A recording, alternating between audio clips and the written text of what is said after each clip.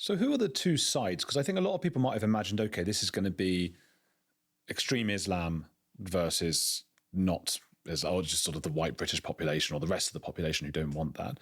But it sounds from what you're saying that it's actually more sort of just people versus the state.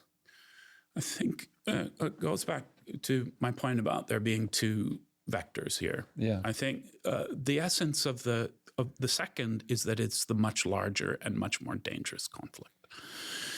I used the term balkanization to describe that. So your question was, who are the two sides? I don't think there will be two sides. It's going to be way more complicated than that. I mean, this is not untypical of civil wars for there to be, ultimately for there to be multiple sides. If we were to simplify, yes, I think one can say, look, it is the native population. And actually, there's a weird kind of neuro-linguistic difficulty going on here because it's quite hard to describe when you say the native population. Yeah, who is that? Who are you? To whom are you referring? It's part of this, really grave semantic difficulty about talking about this this problem. But nonetheless, if we were to Westerners, could you say the sort of people who are proud of Western values? Maybe if you were, a common approach is to try to cut this as a cultural issue rather than as an ethnic issue, and I'm broadly inclined to that approach myself, but I'm also rather pessimistic. So I think once things really kick off, it won't stay cultural. It's going to be far too complicated to interrogate people on their culture. It will metastasize fairly rapidly into straight interethnic.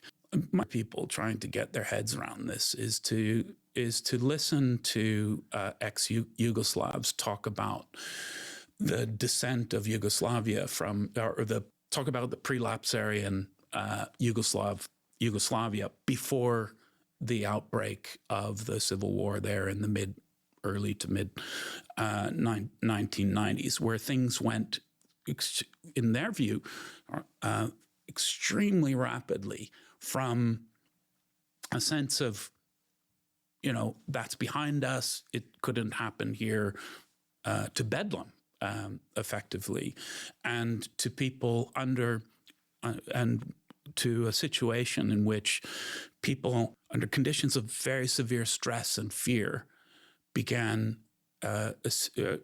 responded essentially by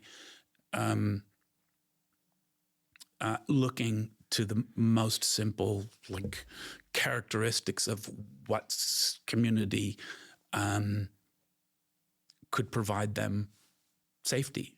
And so I would like to say, okay, well, it'll be cultural because it's all about ideas, but it's not going to be like that. Once people start drilling out the kneecaps of each other's children and, throwing religious leaders off of highway overpasses and all of the other things that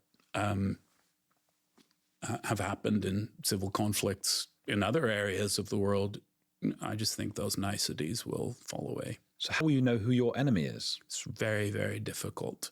In a nutshell, the way it goes is that there is a period of violence and breakdown which causes people to effectively to flee, and as they flee, what they're doing is it's a kind of assortative movement.